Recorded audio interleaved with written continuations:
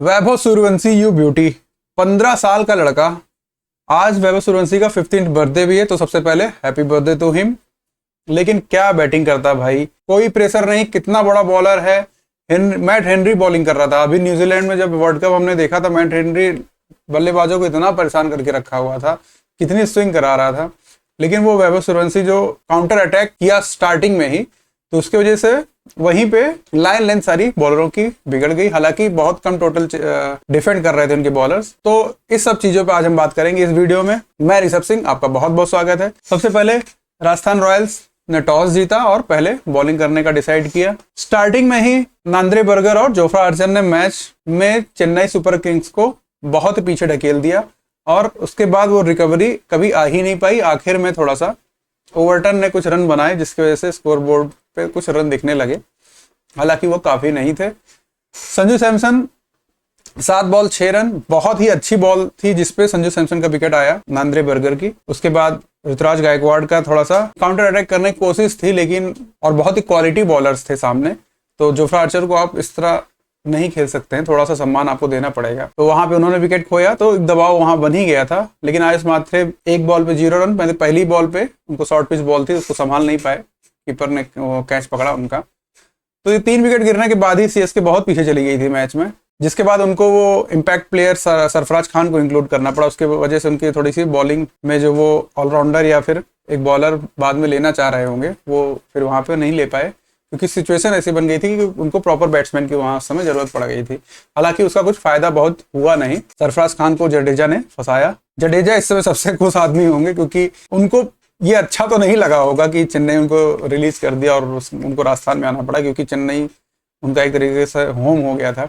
हालांकि राजस्थान रॉयल से ही गए थे वो, स्टार्टिंग उनकी राजस्थान रॉयल से ही थी। और फर्स्ट सीजन अगर आपको याद हो तो काफी अच्छा खेला था जब राजस्थान ने ट्रॉफी जीती थी। तो यूसुफ पठान और जडेजा ने उस सीजन में बहुत अच्छा खेला था। तो जडेजा ने लेकिन आज दिखाया कि उनकी क्या क्वालिटी है। थोड़ी बहुत भी अगर मदद रहती है और थोड़ा सा बहुत छोटा ग्राउंड ना रहे, तो जहां स्पिनर्स की थोड़ी वैल्यू रहे, तो वहां पे जडेजा आपको हेल्प करते ही करते हैं। बहुत ही ज्यादा एक्सपीरियंस हो गया, जडेजा हो गए, पांड्या हो गए, ये सब ने क्या किया है कि आप इनको देखेंगे करियर में तो हमेशा इम्प्रूव करते हुए चले आए हैं। जब भी आप इनको पहले देखेंगे तो उससे और आज में बहुत अंतर है, हमेशा वो इम्प्रूवमेंट उनके परफॉर्मेंस में दिखती चली आई हम लोगों को। तो वो आज उन्होंने दिखाया। शिवम दुबे जब बैटिंग करने आए, तो क्योंकि शिवम दुबे को माना जाता है कि वो स्पिनर को बहुत अच्छा खेलते हैं और बहुत अच्छा खेलते भी हैं, वाकई बहुत अच्छा खेलते हैं, क्योंकि उनकी रेंज बहुत ज्यादा है। दूर वाली बॉल भी वो अगर उनके रेंज में रहती है तो वो किसी तरीके से उसको कॉर्नर पे 6 लंबे लंबे दिखाते हैं। तो वो एक किया भी उन्होंने, लेकिन फिर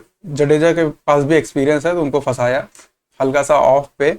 बॉल थोड़ी सी यॉर्कर लेंथ की तरफ हल्की से ले गए, तो वो एलिवेशन नहीं मिल पाया, तो वहां पे वो शिवम दुबे भी अपना विकेट देके चले गए। मैथ्यू शॉर्ट्स को संदीप शर्मा ने स्लोअर बॉल थी, शायद उसको फ्लिक करना चाह रहे थे, वो कैच उठ गया। उसके बाद एक नया डेब्यू था कार्तिक शर्मा का, अच्छे दिख रहे थे, लेकिन जब इतना प्रेशर सिचुएशन में आप रहते हैं और आपका पहला मैच है, तो वो बहुत ही एक्स्ट्रा ऑर्डिनरी अगर आपका टेम्परामेंट है तो बात अलग होती है, वरना बहुत ज्यादा प्रेशर होता है। इसमें बहुत ज्यादा उम्मीद हम नहीं कर सकते थे। हालांकि अच्छे शॉट्स उनके दिख रहे थे, टैलेंट है उनके अंदर, देखना पड़ेगा आगे कैसे रहता है। तो आज एक तरीके से पूरा बैटिंग कोलैप्स सीएसके की तरफ से देखने को मिला है। ऐसा नहीं है कि बैटिंग बहुत कमजोर है, वो होता है कि एक दिन खराब आपका होता है क्रिकेट में, तो उस दिन आपको कुछ समझ नहीं आता है, जैसा कि 2023 में इंडिया के साथ हुआ था।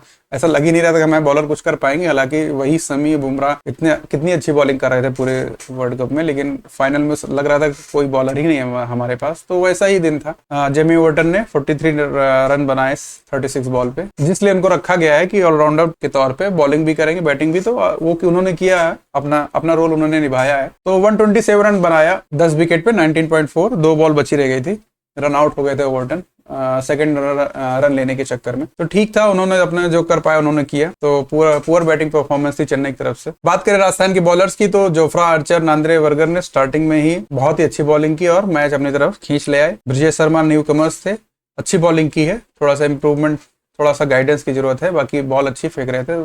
स्पीड थोड़ी कम है, वो देखना है कि कैसे उसको हैंडल करते हैं। संदीप शर्मा हमेशा विकेट लेके देते हैं, वो आईपीएल के प्रूवन बॉलर है। जडेजा ने अब कमाल किया ही किया, 3 ओवर में 18 रन देके 2 विकेट लिया। रवि बिश्नोई के अंदर टैलेंट तो है, इसमें कोई दो राय नहीं है, लेकिन अब वो लगातार 100 के ऊपर की स्पीड वाली जो बॉल फेंकते हैं वो बहुत ज्यादा प्रेडिक्टेबल होते जा रहे हैं और गुगली ही लगातार फेंके जा रहे हैं। थोड़ा सा शॉर्ट बॉल उनकी ज़्यादा रहती है, फास्ट, क्योंकि बहुत फास्ट रखने की कोशिश करते हैं। अगर थोड़ा सा फ्लाइट अगर दे तो उनको जो टर्न मिलेगा उससे थोड़ा सा वो ज़्यादा घातक दिखेंगे, ज़्यादा विकेट उनको मिलेगा। तो रवि बिश्नोई थोड़ा सा फ्लाइटेड तरफ अगर जाएंगे तो उनको ज़्यादा फायदा मिलेगा। दूसरी तरफ बात करें राजस्थान की बैटिंग की, तो वो तो सिर्फ वैभव सूर्यवंशी की मास्टर क्लास जो बैटिंग आज उन्होंने की। 17 बॉल पे 52 रन बनाए, 5 छक्के मारे हैं। शुरुआती ओवर मैट हेनरी का था, उसमें ही वो पूरा डोमिनेट करने की कोशिश कर रहे थे। हालांकि एक कैच क्या था, एक चांस था, बहुत कठिन चांस था, तो पूरा उसके बाद भी तुरंत छक्का लगाया। उसके बाद थर्ड मैन पे एक कैच उठा था, वो काफी दूर था।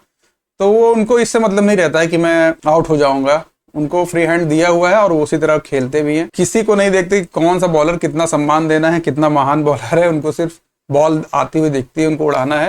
और 15 साल के लड़के के अंदर इतनी स्ट्रेंथ, मतलब ये गॉड गिफ्टेड ही है। अगर आप सचिन की जो पुरानी इनिंग्स है उसको उठा के देखेंगे तो वो जब बड़े बड़े प्लेयर्स के बीच में दिखते थे और शॉट उनके हाई क्लास होते थे, तो वैसा कुछ देखने को लग रहा है। हालांकि अभी बहुत जल्दी है ये सब बोलना, अभी उनको अभी बहुत लंबा करियर है, उसको खेलना है, उसमें प्रूफ करना पड़ेगा। क्योंकि अब जब आप इतने हाईलाइटेड हो जाएंगे तो आपके ऊपर एनालिसिस होगा, आपकी कमियों को ढूंढेगी विरोधी टीम, फिर उस पर आपको काम करना होगा। जैसे अभी फिलहाल में अभिषेक शर्मा देखिए स्ट्रगल कर रहे हैं। एक समय लग रहा था कि अभिषेक शर्मा हर मैच में 50-60 रन बड़े आराम से बना लेंगे, और बनाते भी थे, काफी तेज स्ट्राइक रेट से भी बनाते थे। लेकिन अब इस समय थोड़ा फंस रहे हैं, तो देखते हैं कैसे वो इंप्रूव करते हैं। तो वही चीज हो सकता है, वैभव के ऊपर लोग रिसर्च करेंगे, एनालिसिस करेंगे, तो वो कमियां ढूंढेंगे, हर बैट्समैन के अंदर आती है। लेकिन प्लेयर वही महान बन पाता है जो अपनी कमियों को सुधारे। जैसे विराट कोहली, हम लोग जब मैचेस देखते थे तो विराट कोहली के बहुत कमियां थी विराट कोहली के अंदर बैटिंग में। हालांकि सबसे ज्यादा तो जो ऑफ पे दूर बॉल जाती थी उस पे वो बहुत आउट होते थे। लेकिन विराट कोहली के अंदर एक क्वालिटी थी कि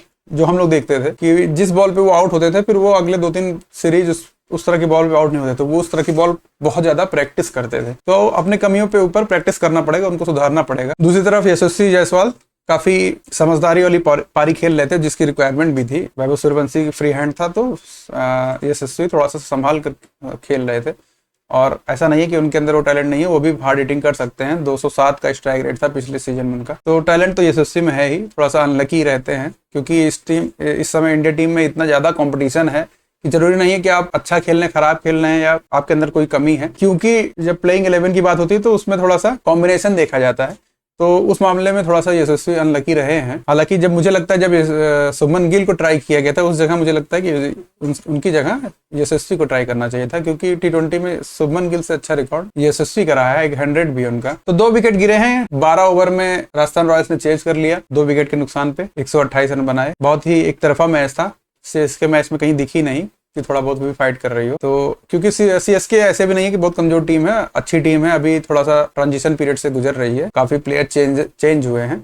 लेकिन क्योंकि इस तरह का हिस्ट्री रहा है चेन्नई का, तो वो कॉन्फिडेंस प्लेयर्स में रहेगा और वो मैनेजमेंट वही है वहां पे, तो धीरे धीरे वो अपने फ्लो में आएंगे और चेन्नई मैचेस जीतेगी आगे। जब भी उनको वो कॉम्बिनेशन मिल जाएगा और थोड़ा सा कॉन्फिडेंस रहेगा तो मैचेस वो आगे जीतेंगे। तो ये रहा आज इस मैच का हल। अब हम बात करते हैं थोड़ा सा हरभजन पाजी के ऊपर। आजकल थोड़ा सा उखड़े हुए हैं या फिर थोड़ा सा अपने ट्रोलर्स को जवाब देने में ज्यादा व्यस्त हुए हैं। आजकल गाली गलौज कर रहे हैं, तो बवाल मचा है उसके ऊपर। इतने बड़े आप स्टार हैं, आपको शोभा नहीं देता है कि आप एक एक ट्रोलर को जाके जवाब देंगे। उसके सबसे बड़ी बात की पब्लिकली आप गाली देंगे। ट्रोलर्स का काम है, जो घर में बैठा हुआ कुछ नहीं कर रहा कुछ भी बोल देगा। खासकर कमेंट्री के लिए टारगेट किए जा रहे हैं, जिसमें हरभजन सिंह है, सिद्धू पाजी हैं और आकाश चोपड़ा है। तो कमेंट्री का देखिए, हिंदी कमेंट्री का लेवल सबको पता है कि बहुत अच्छा नहीं है। यहाँ तक कि लोग ये भी कहने लगे हैं कि नॉन क्रिकेटर जो जतिन सप्रू है वो सबसे अच्छी हिंदी में कमेंट्री कर रहे हैं बजाय ये जो प्लेयर्स हैं इनके। और सबसे ज्यादा टारगेट पे तो सिद्धू जी और आकाश चोपड़ा को लोग लेते हैं। हरभजन सिंह को तो मुझे लग रहा है कि उन्होंने वो जो पड़ी लकड़ी थी वो खुद ले ली, क्योंकि हरभजन सिंह इन दोनों के आगे उतना नहीं दिखते, थोड़ा सा पीछे रहते हैं, तो इनको खुद आगे हाईलाइट होने की जरूरत उतनी थी नहीं। अब देखिए इस पे क्या कोई एक्शन होता है कि नहीं, क्योंकि वो देखने वाली बात होगी। और एक बात हुई, जब कमेंट्री आज हो रही थी तो सिद्धू पाजी जब कमेंट्री कर रहे थे और राजस्थान रॉयल्स बॉलिंग कर रही थी, तो संदीप की बॉलिंग आई। संदीप पटियाला के हैं, तो उन्होंने जो अपने कलीग थे कमेंट्री में, वो शायद बिहार से थे, अब मुझे नाम नहीं पता है, सबा करीम थे और एक और कोई था, तो एक कोई उसमें बिहार से था। तो नवजोत सिद्धू ने कहा कि ये पटियाला का है, मेरे पिंड का, मतलब जहाँ का मैं हूँ वहीं का है संदीप। तो ये सब बातें हुई, ठीक है, आदमी बताता है। यही जब इनिंग खत्म होने पे आगे वैभव सूर्यवंशी की बात होने लगी तो जो इनका कलीग था वो अपना आया होगा अपने उसके दिमाग में, तो उसने कहा कि ये बिहार के हैं और मेरे राज्य के हैं, मैं भी बिहार का हूँ। तो सिद्धू पाजी पलट गए वहां पे कि नहीं, सूर्यवंशी बिहार का नहीं पूरे राष्ट्र का है। तो कमेंटर जो कलीग रहा वो भी सोचोगे अरे पाजी अभी तो 8-9 ओवर पहले आप खुद ही बता रहे थे मेरे पिंड का है, मेरे एरिया का है, अब मैं वही बताने लगा तो आप तो पूरा माहौल ही बदल दिए। तो ये सब चीजें सिद्धू पाजी के साथ कुछ वो लोड लेते नहीं है, उनको मतलब नहीं रहता कि मैंने अभी 8-9 ओवर पहले क्या बोला था, अब मैं क्या बोल रहा हूँ, बस बोलना उनको रहता है। अब तो हिंदी कमेंट्री सुनने का मन भी नहीं करता है, अपना इंग्लिश में लगा लो या कोई और लगा लो थोड़ा सा, क्योंकि आदमी मैच देखने गया है वहां शेरो शायरी सुनने नहीं गया, जब उसको शेरो शायरी सुननी होगी तो वो लगा लेगा, उसको सुन लेगा बैठ के आराम से, वो भी इस दर्जे की जो जबरदस्ती जिसका तुक मिलाया जाता है। तो कमेंटेटर को चिढ़ने के बजाय लोगों से थोड़ा सा इस पे सोचना चाहिए कि हम क्या बात कर रहे हैं। ये तो क्रिकेट पे इतनी कम बात करने लगते हैं कि मुझे लगता है पीछे से जो ब्रॉडकास्टर होते होंगे वो, क्योंकि इन लोग की ईयरपीस लगा रहता है, उसमें बोला जाता होगा कि थोड़ा क्रिकेट पे भी आइए, भूल जाते हैं बीच बीच में ये लोग, लगातार अपनी ही बात, अपने दोस्तों की बात, घर की बात, शेरो शायरी, कुछ भी बात होने लगती है। तो टेक्निकलिटी पे बात उतनी बहुत ज़्यादा कम होती है और क्या मैच में चल रहा है उस पर बात कम होती है। प्रेडिक्शन ज़्यादा होने लगते हैं कि एक तो कोई गलती जैसे आपको दिखी तो आपने बता दी, फिर उसको आगे बढ़िए, लेकिन जैसे ये लोग अपने उस पर ले लेते हैं ईगो पे कि मैंने ये चीज़ पहले कह दिया था, उस पर फिर लगे रहेंगे, उसको छोड़ेंगे ही नहीं, खींचते जाएंगे। तो ये सब चीज़ें देख के अच्छी नहीं लगती। वहीं अब ये नहीं कि इंग्लिश कमेंट्री में सब बहुत ही हमेशा क्रिकेट की ही बात होती रहती है, वो भी तो इधर उधर की बात हो जाती है, लेकिन ज्यादा वो लोग फोकस क्रिकेट पे ही रहते हैं और इतना ज्यादा शोर शराबा नहीं रहता, तो थोड़ा सा डिसेंट लगता है सुनने में। कमियां आप में है, उसको आपको सुधारना पड़ेगा, वरना ट्रोल करने वाले से ट्रोल करते रहेंगे, आप कितने को जाके गाली देंगे, बाद में एक्शन आपके ऊपर ही होगा, नुकसान आपका ही होगा। कल जो मैच है वो है गुजरात टाइटंस और पंजाब के बीच। आपको क्या लगता है कौन जीतेगा? मेरे हिसाब से मुझे लग रहा है कि पंजाब फेवरेट रहेगी, क्योंकि ज्यादा बैलेंस उनकी टीम लगती है और अच्छे बैट्समैन, इंडियन बैट्समैन उसमें ज्यादा हैं, बॉलर उनके पास फॉरेनर्स ज्यादा हैं। जीटी की टीम भी बैलेंस है, लेकिन देखना है क्या होगा। तो इस वीडियो को हम यहीं तक रखते हैं, कल मिलते हैं अगले वीडियो में। तब तक अपना ध्यान रखिए, अपना ध्यान रखिए। आपका दिन शुभ हो।